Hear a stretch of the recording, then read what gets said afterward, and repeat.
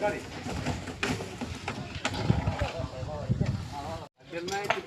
ठेव पुढे चाललाय ठेव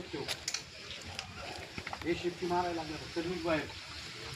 बरं ही बाहेर काढत तर एक जण ती बरणी उडून ठेवा तिथं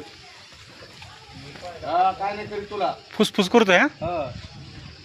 नमस्कार सर्व मित्र खलील शेख आमचे ओळे कांचनचे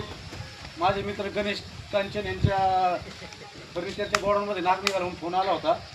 काही लोक म्हणले दामिनी काय म्हणले नाग आहे पण पाहिल्यावर बघितला नाग आहे खूप मोठा. आपल्याला मी रेस्क्यू करतोय आणि गणेश कांचनचं एक खासियत अशी की सगळं शेतात रानची वस्ती पण साप निघाल्यानंतर त्यांचे कार्यकर्ते कोणी मारायला गणेश मारू देत नाही त्याला धरायला मदत करतात. ते बघा बाहेर निघालं बघ तोंड काढलं बघ बाहेर ये जवळ दिसतंय का दिसतोय फणा काढतोय तू सगळे बाहेर लय जास्त जवळ नको चल कसलाय भाई नाद नाही करायचा त्याचा फुसकाऱ्या मारतोय तू तर हाकला हाड हाड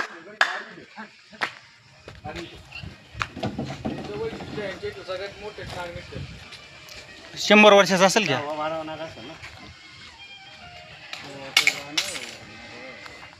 हॅलो कोण पाणी मागू द्यायचं ना बोला की बघा कुठं कुठं ते पांढरा आहे म्हणून म्हणलं. अहो मी आता आपले गणेश कांचन नाही का नीताताईंचा मुलगा तिथं नाक धरतोय रेस्क्यू करतोय मला एक 5-10 मिनिटं लागतील यायला. कशात आहे साप कशात आहे बरं बरं बरं बरं बघतो मी जातो बघ आलो मी एक 5-10 मिनिटं सगळी घेतो ना याच्यात बोला मित्रांनो शूट पाहिलाय तुम्ही फुल साईजचं नाग आहे आणि मला वाटतं यांच्या इथं कारखान्याचा 7वा किंवा 8वा नाग आहे पण सगळ्यात सोपा हा गेला धरायला कारण बाकीच्या ज्या अडचणीत बोळात पाईपात बसलेले असायचे हा सोपा गेला धरायला सरपंच त्यांच्या ताब्यात येईल आणि एका सापाचा जीव वाचवण्यासाठी गणेश कांचन भाऊ पवार